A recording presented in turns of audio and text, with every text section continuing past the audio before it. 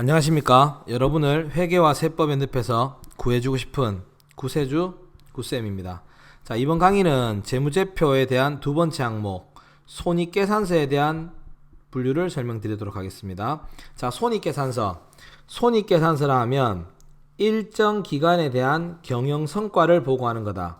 여기서 일정 기간이라 하면 보고 기간이 되겠죠. 이 보고 기간은 일반적으로 1월 1일부터 12월 31일까지가 될 거고요.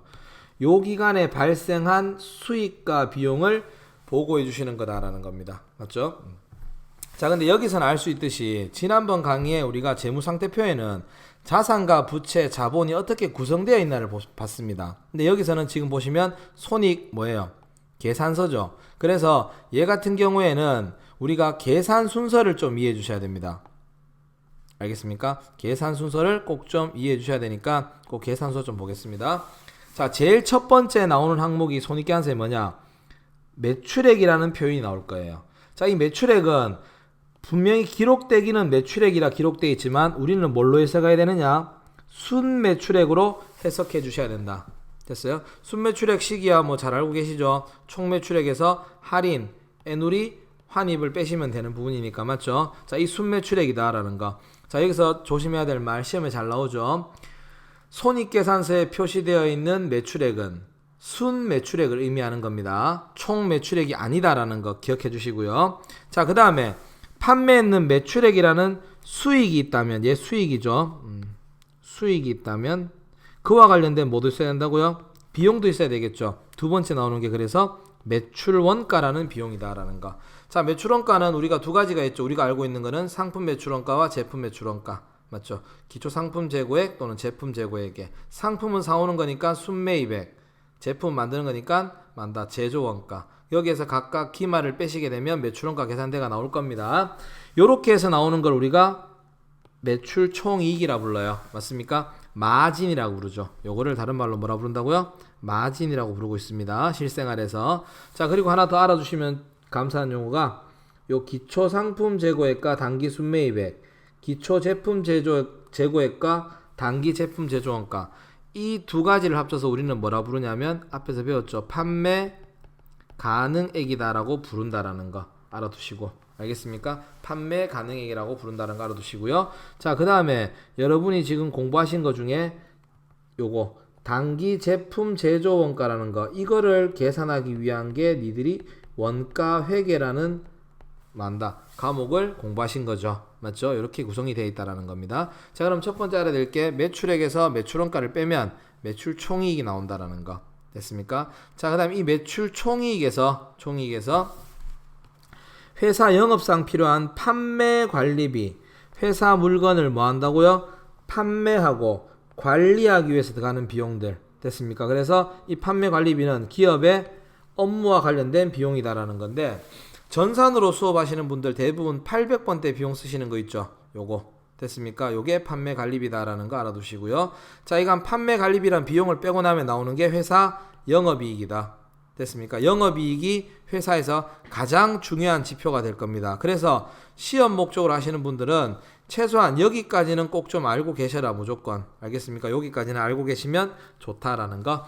자, 영업이익이란 건 기업의 본래 목적으로만 발생한 이익이다. 그 회사가 자기가 해야 될 사업 분야만 해서 벌었는 돈이다라는 거예요. 그래서 영업이익은 가장 중요한 지표 중에 하나다라는 겁니다. 자, 그리고 하나 더 말씀드리면 이 영업이익을 기준으로 요 위쪽에 있는 수익들을 우리가 영업수익이라 그러고요. 요 밑에 쪽에 있는 걸 영업외적인 수익이라고 부릅니다. 똑같이 위쪽에 있는 비용을 영업비용. 됐습니까? 위쪽을 영업의 비용이라 그럽니다. 자, 그러면 회사가 꼭 자기 사업만 하는 게 아니라 자기 사업과 상관없는 일도 할 수 있는 거죠. 맞죠? 그래서 이 영업이익에서 그 다음에 나오는 항목이 영업외적인 수익과 영업외적인 비용을 더하기, 빼기 하시게 되면 마지막으로 나오는 게 법인세 차감전 순이익이 될 겁니다. 됐습니까? 이 법인세 차감전 순이익을 우리가 다른 말로 세전이익이라고도 불러요. 세전이익이라고도 부른다라는 거 알아두시고요. 그래서 영업 외적인 수익, 뭐 대표적으로 이자 수익, 단기 매매 증권, 처분 평가 이익, 뭐 이런 것들 있죠. 있고 알아두시고. 자, 그럼 여기 법인세 차감 전 순이익에서 우리가 돈 벌었으면 뭐도 내야 됩니까? 법인세 비용을 내야 되겠죠. 내고 나면 나오는 게 뭐가 된다? 당기 순이익이다. 여기서 이제 뭐 추가를 한다 그러면 여기서 한 번 더 가면 주식수로 나눠서 주당 순이익이라는 것도 적어 주셔야 되는데 이런 거는 제가 생략하도록 하겠습니다. 자, 그래서 손익계산서는 계산 구조를 좀 봐주세요.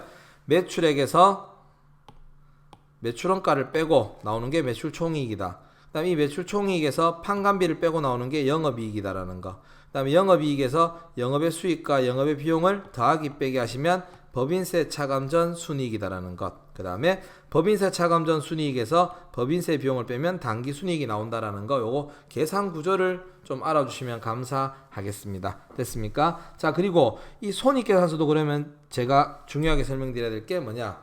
작성 원칙이 있다라는 겁니다. 이 작성 원칙 좀 알아보도록 하겠습니다. 자, 작성 원칙. 첫 번째 뭐가 있느냐? 구분 표시의 원칙. 혹자들은 이거를 뭐 한다고요? 구분 계산의 원칙이라고도 합니다. 같은 말이에요. 구분 표시, 구분 계산의 원칙이 뭐냐?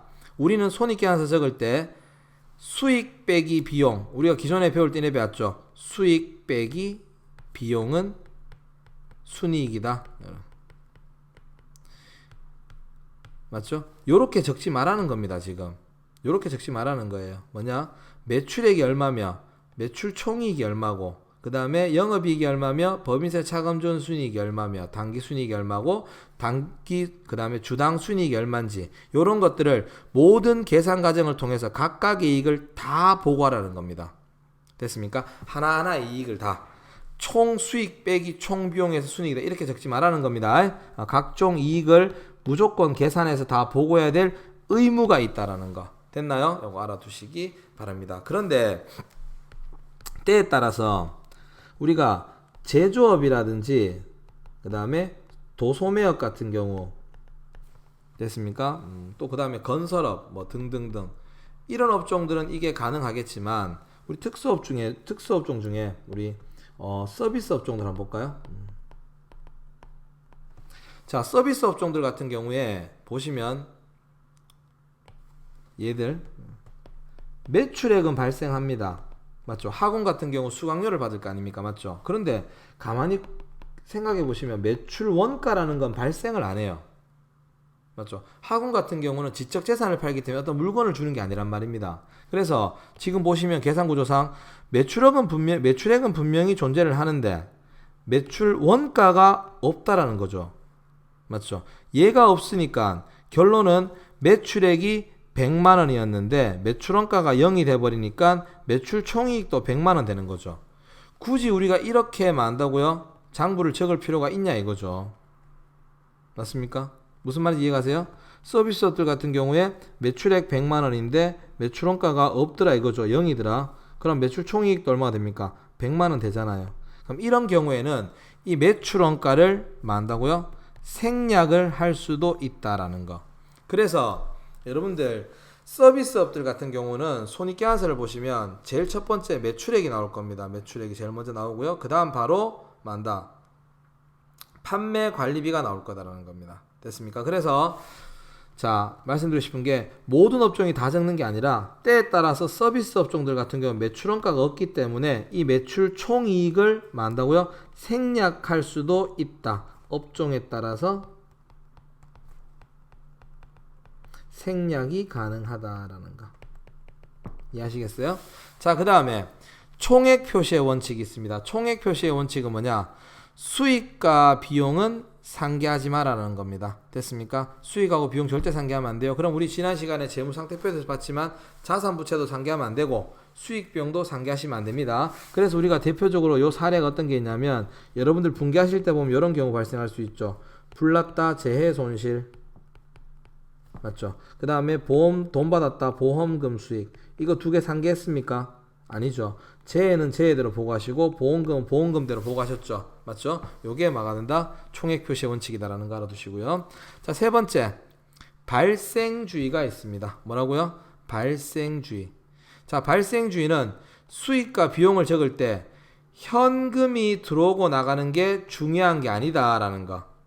됐습니까? 얘가 중요한 게 아니고 수익 비용이 발생한 기간에 정당하게 나누어질 수 있도록 적어 달라라는 겁니다. 됐습니까? 이게 발생주입니다. 그래서 여러분들 결산할 때 요런 거 있었죠. 결산할 때 어떤 걸 했었냐면 여기다 적지 말고 여기다 적을게요.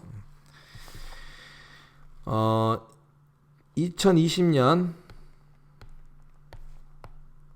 7월 1일 날 보험료 100만 원 현금 납부했다.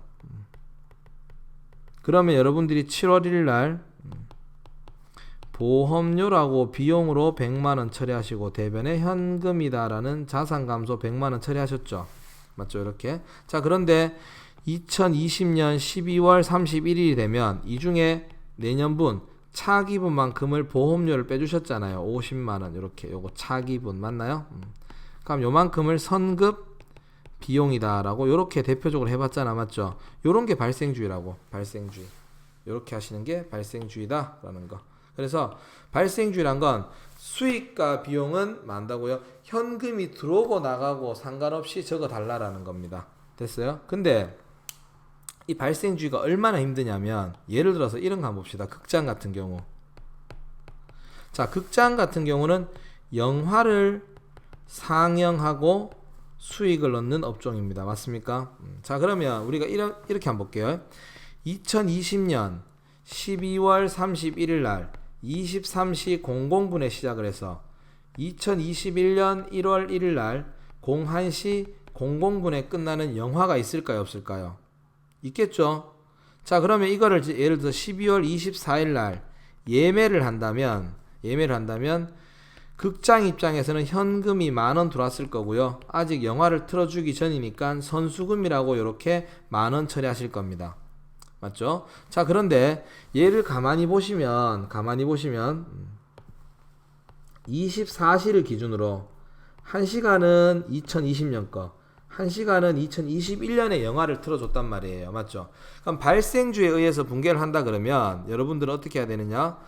2020년 12월 31일 날 이 중에 5,000원만큼은 영화를 틀어줬으니까 절반 매출이라고 5,000원 인식하고 그 다음에 2021년 12월 31일 날 나머지 5,000원만큼도 뭐 한다고요? 매출이라고 인식을 하셔야 된다는 겁니다. 이게 발생주의입니다. 이게 뭐라고 지금? 이게 발생주의라고요. 발생한 기간에 나누는 거잖아. 정당하게. 맞죠? 근데 현실적으로 한번 생각해 볼까요? 이 영화를 정확하게 1시간 단위로 끌어낼 수 있을까요? 예를 들어서 만약에 얘를 02분에 시작한다고 보고 끝나는 게 07분에 끝난다고 볼게요. 그럼 분 단위로 쪼개기도 힘든 거잖아. 맞죠? 그래서 발생주의가 좋긴 한데 만다고 실무적으로 적용하기가 상당히 까다로워요. 어려운 업종이 많다. 다수다. 맞습니까? 그래서 이 발생주의가 좋긴 한데 이걸 그대로 적용하기에는 실무 적용이 너무 힘들기 때문에 자, 그 발생주의를 약간 변형해서 나오는 게 실현주의라는 겁니다. 자, 실현주의는 수익은 실현요건, 돈 받을 수 있는 권리와 가등요건, 돈이 금액이 얼마인지를 모두 충족되는 시점에 인식한다라는 겁니다. 말 그대로 수익은 실현주의, 실현요건이 충족되면 뭐 한다고요? 인식해라. 그러니까 이렇게 보시면 돼요. 극장 같은 경우 아까 전에 이렇게 선수금 5,000원, 매출 5,000원 이렇게 나눴었죠. 근데 이렇게 하면 힘들단 말이에요. 그래서 실현주의 어떻게 되어 있냐면 극장 같은 경우에는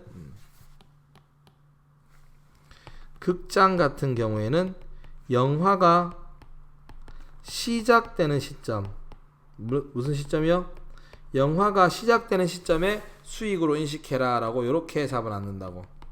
그럼 우리가 이렇게 돼버리면 굳이 이렇게 할 필요가 없겠죠. 할 필요가 없고 요날 10,000원 전체를 다 매출 잡으시면 된다라는 겁니다. 이게 실현주의입니다. 실현주의. 이게 실현주의예요. 자, 그러면 이 발생주의를 쓰면 좋겠지만 발생주의가 너무 힘드니까 실현주의로서 이 발생주의를 맞춰주겠다라는 겁니다. 그럼 결론은 이렇게 생각하시면 돼요. 수익에 대한 발생주의가 뭐가 된다고요? 실현주의다라는 겁니다. 됐습니까? 이렇게 보시면 되고요. 자, 그 다음에 수익 비용 대응의 원칙. 뭐가 있다고요? 수익 비용 대응의 원칙이 있습니다. 자, 수익 비용 대응의 원칙은 비용은 관련된 수익이 발생한 시점에 인식한다. 비용은 어려운 거 없어요. 수익이 나오면 됩니다. 항상 제가 말씀드리지만 항상 수익과 비용은 세트라 그랬죠. 맞죠? 이렇게 수익 비용 대응 원칙, 관련된 수익이 나왔을 때 비용으로 인식한다라는 거 기억해 주십시오. 그러면 비용에 대한 발생주의가 뭐가 된다고요? 수익 비용 대응의 원칙이다라는 거. 됐습니까? 이렇게 알아두시고요. 그럼 수익 비용 대응의 원칙을 제가 말씀드릴게요. 회계에서 가장 중요한 이론이라고 제가 항상 말씀을 드려요. 왜 말씀을 드리냐면 모든 파트를 학습하시다 보면 수익 비용 대응의 원칙이란 말이 꼭 나올 거예요. 제가 사례를 한번 들어볼게요. 사례를. 예를 들어서 여러분들 상품을 구입할 때 운반 비용도 발생하고 상품을 판매할 때도 운반 비용이 발생하죠. 근데 우리는 상품을 구입할 때 운반 비용은 상품이라는 뭘로 갑니까? 자산으로 처리하고 판매할 때 운반비는 뭡니까? 운반비라는 비용으로 인식하죠. 왜 이렇게 하냐 이거죠. 왜 이렇게 하느냐? 여기서 알아두셔야 될 거는 어쨌든 두 운반 비용 다 구입할 때 운반이든 판매할 때 운반비든 이 운반 비용은 결론은 이 상품을 뭐하기 위해서 매출, 판매에서 이 수익을 얻기 위한 비용이란 말이에요. 맞죠? 그러면 봅시다.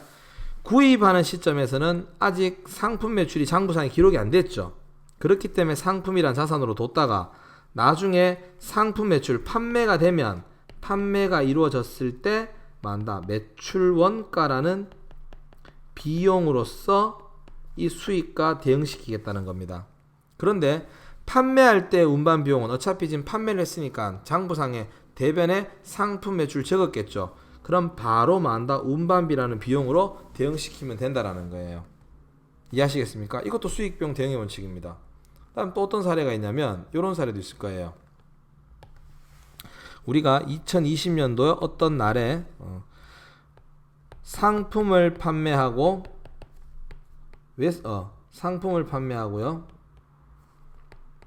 대금은 외상으로 했다 이거죠. 근데 만약에 여러분이 이걸 항상 뭐 하게 되면 대손충당금을 설정하잖아. 맞죠? 근데 만약에 무시하고 대손충당금을 설정을 안 했다 이거죠. 그럼 2021년도 어느 날 갑자기 대손이 발생했다 이거지. 그럼 여러분들은 외상 매출금을 빼주셔야 되고요. 그 다음을 그만큼을 대손 상각비다라는 비용으로 이렇게 처리하실 거 아닙니까? 맞죠? 이렇게 돼버리면 봐요. 비용은 2021년도에 나왔습니다. 맞습니까? 21년도에. 그럼 이 비용과 관련된 수익이 어디냐 이거죠.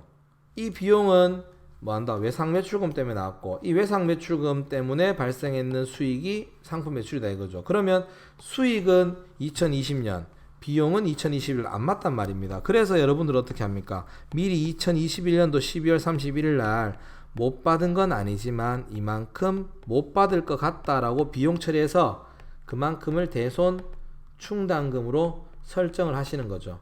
그리고 실제로 못 받으면 상각비가 아니라 대손 충당금이다라고 처리하시는 거잖아. 맞죠? 그래서 그러면 이렇게 보시면 당해연도 수익에 당해연도 비용이 같이 나오는 거잖아. 맞죠? 자, 이렇게. 그래서 수익비용 대응의 원칙이라는 게 요거 외에도 자산의 취득 원가, 감가상각, 수익적 지출과 자본적 지출 하여튼 모든 이론에 많이 적용될 겁니다. 그래서 항상 기억하셔야 될 게 비용을 장부에 적으려고 그러면 관련된 수익이 나와 있어야 된다는 거 꼭 기억 좀 해주십시오. 아시겠습니까? 자, 그래서 마지막 정리해보면 발생주의 회계 처리가 일부 업종들은 가능하지만 대부분 업종은 발생주의를 보고하기가 너무 힘들다. 맞습니까? 그래서 수익은 실현주의, 비용은 수익 비용 대응의 원칙에 따라서 처리하게 되면 발생주의가 충족된 걸로 보겠다라는 겁니다. 알겠습니까? 그래서 이 발생주의에 대한 세부 개념으로 봐주시면 되겠다라는 거 알아두시고요. 자, 다시 마지막 정리하면 손익계산서는 만다 일정 기간 경영성과를 보고하는 서식으로서 첫 번째 매출액이 나올 겁니다. 근데 하지만 이 매출액은 순매출액이라는 거 기억해 주셔야 되고요. 그 다음에 매출원가를 빼고 나오는 게 매출총익, 거기서 판매관리비를 빼고 영업이익, 그 다음에 영업의 수익과 영업의 비용을 가감해서 나오는 게 법인세 차감전 순이익이고요. 여기서 법인세 비용을 빼고 나오는 게 당기순이익이다라는 거 기억해 주시고요. 자, 그 다음에 작성 원칙 5가지 있습니다. 구분 계산의 원칙, 각종 이익을 다 적으셔야 돼요. 단 업종에 따라서 매출 총이익을 생략할 수는 있다. 자, 그 다음에 수익과 비용은 상기하지 마라. 총액 표시. 그 다음에 수익과 비용은 현금의 유출입과는 상관없다. 발생주의로 가자. 근데 이 발생주의 적용이 힘들 수 있으니까 수익은 실현주의, 비용은 수익 비용 대응의 원칙에 따라가자라는 겁니다. 됐습니까? 이렇게 해서 손익계산서를 작성해 주시면 됩니다. 자, 손익계산서는 한 번의 강의로 제가 마무리 짓는다고 조금 강의 시간이 길었는데 어쨌든 끝까지 다 청취해 주셔서 감사하고요. 여러분은 잘 들으셨다면 좋아요와 구독을 꼭꼭꼭 좀 부탁드리겠습니다. 저한테는 많은 힘이 될 테니까요. 감사합니다.